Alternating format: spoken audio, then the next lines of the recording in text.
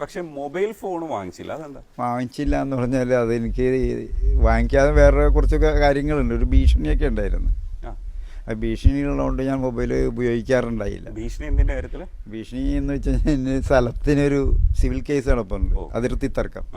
അപ്പോൾ ആ ഭീഷണിയൊക്കെ ഉള്ളതുകൊണ്ട് ഞാൻ മൊബൈൽ കൂടുതൽ വാങ്ങിക്കാഞ്ഞത് അത് തന്നെ. വെച്ചാൽ ഞാൻ എവിടെ ഉണ്ടാവും എന്നുള്ള ഒരു ധാരണ എതിർകക്ഷികൾക്ക് വരുമല്ലോ, അതുകൊണ്ടാണ് ഞാൻ കൂടുതലും മൊബൈൽ ഉപയോഗിക്കാത്തത്. പിന്നെ ലോട്ടറി അടിച്ചപ്പോൾ മേടിച്ചാൽ ജനങ്ങൾ എല്ലാവരും ബുദ്ധിമുട്ടായി, എന്നെ എല്ലാവരും വിളിച്ചുകൊണ്ടിരിക്കും. അതുകൊണ്ടാണ് വേണ്ടാന്ന് വെച്ചത്.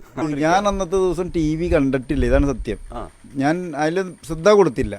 വൈകിട്ടാണ് ഞാൻ വന്നിട്ട് ടി വി ചാനൽ ഓൺ ചെയ്യണം. ഓൺ ചെയ്ത് കഴിഞ്ഞപ്പോഴാണ് ചാനൽ മാറ്റിയതിന് എനിക്ക് തോന്നിയത് ഞാനെടുത്ത പോലത്തെ നമ്പറാണ്. എനിക്കൊരു തോന്നൽ വന്നു, അങ്ങനെ ടിക്കറ്റ് എടുത്ത ശരിയാണ്. ഞാൻ അങ്ങനെ തന്നെ അവിടെ തന്നെ തലമാരി തന്നെ പൂട്ടി വെച്ച് ആരോടും പറഞ്ഞില്ല. പിന്നെ വൈകിട്ടായിരിക്കും ആലോചിച്ച് നാളെ ഇതെങ്ങനെ മാറും, ഇതാണ് എൻ്റെ ചിന്താഗതി. ഇന്ന് ഞായറാഴ്ച ആയിരുന്നല്ലോ, ഞായറാഴ്ച ദിവസമുള്ള. അപ്പോൾ തിങ്കളാഴ്ച അപ്പം മോനൊന്നും ഇവിടെ ഇല്ല, ഭാര്യയില്ല. എൻ്റെ അമ്മ മാത്രം. അമ്മയോട് പറഞ്ഞു, അമ്മ ഇങ്ങനെ ലോട്ടറി അടിച്ചു. അമ്മയോട് മാത്രമേ പറഞ്ഞില്ല, വേറെ ആരോടും പറഞ്ഞില്ല, കൂട്ടുകാരോട് ആരോടും പറഞ്ഞില്ല. പിറ്റേ ദിവസം കാലത്തെ ഭാര്യയെ ഞാൻ തൃപ്പൂണിത്ത് പോയി കൂട്ടിക്കൊണ്ടുവരുന്ന സമയത്ത് നമ്മൾ ലോട്ടറി അടിച്ചെന്ന് പറഞ്ഞു.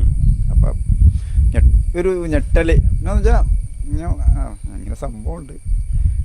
അപ്പോൾ ഇവിടെ പേപ്പറൊക്കെ ഇട്ട് ഒത്തിരിക്കും ശരിയായി.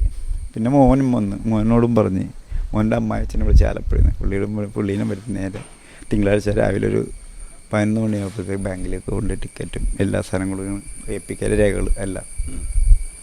അതിനുള്ളൊരു ഒരു ഒരു ബുദ്ധി എങ്ങനെയാണ് വന്നത്? ബുദ്ധി എന്ന് പറഞ്ഞു കഴിഞ്ഞാൽ നമ്മൾ എന്ത് ചെയ്യണമെങ്കിൽ നമുക്ക് സ്വയം ആലോചിച്ച് ചെയ്യണ കൂട്ടത്തില്ല, മറ്റുള്ളവരോട് അങ്ങനെ ആലോചിക്കാറില്ല. അതുകൊണ്ട് നമുക്ക് സ്വയം അറിയാമല്ല എന്താ ചെയ്യണം. നമ്മൾ സാമ്പത്തികമായിട്ട് പിന്നോക്കമായിരുന്നു. അപ്പോൾ നമുക്കറിയാം പൈസ കിട്ടിയാൽ നീ അടിച്ചു പൊളിച്ച് ജീവിക്കരുതെന്ന്. നമ്മളിപ്പോഴും അങ്ങനെ തന്നെ ജീവിക്കണത്. അപ്പോൾ അതുകൊണ്ട് അപ്പോൾ നമുക്കൊരു തോന്നൽ നമ്മൾ തോന്നിപ്പിക്കണ, അല്ലെങ്കിൽ എനിക്ക് തോന്നേണ്ട കാര്യം. അപ്പം ആരും അഡ്വൈസ് ഒന്നും ഉണ്ടായില്ല, നമ്മൾ സ്വയം ചെയ്തതാണ്. ചേട്ടൻ വന്ന മാറ്റങ്ങൾ എന്ന് പറയുന്നത് ഓട്ടോറിക്ഷ ഇപ്പോഴും ഓട്ടോറിക്ഷ തൊഴിലാളിയാണ്. ചെറിയൊരു കാർ വാങ്ങിച്ചു. അത് വലിയ വീടിൽ എന്ന് വെച്ചാൽ ഒന്ന് വൈറ്റ് വാഷ് ചെയ്ത് ഒന്ന് പെയിന്റ് ചെയ്ത് റൂഫ് വർക്ക് ചെയ്തു. അത് ഭയങ്കര ഒരു തീരുമാനമാണ്. ഈ 25 കോടിയാണ് ഇപ്പോഴത്തെ ബമ്പർ എന്ന് പറയുന്നത്. ഈ അടിച്ച ആള് യഥാർത്ഥത്തിൽ എന്താ ചെയ്യേണ്ടത്? യഥാർത്ഥമായിട്ട് അയാൾ ചെയ്യുന്ന എല്ലാ രേഖകളും സഹിതം നാളെ കൊണ്ടേ ബാങ്കിൽ കൊണ്ടേ ഏൽപ്പിക്കുക, ആരും അറിയാണ്ട്.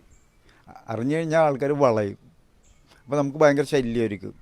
ഇത് കുറേ ബാങ്കിലൊക്കെ ഏൽപ്പിച്ച് കഴിഞ്ഞിട്ട് ഒരു 2 വർഷത്തേക്ക് ഈ പൈസ നമ്മൾ ദുരുപയോഗം ചെയ്യരുത്. നമ്മൾ ചെയ്യുന്ന ആദ്യത്തെ ടാക്സൊക്കെ അടച്ച് അപ്പോൾ അതിൻ്റെ ഇടയ്ക്ക് നമ്മൾ ജീവിക്കാനുള്ള മാർഗം നോക്കുക. എന്നാ വല്ല പ്രോപ്പർട്ടി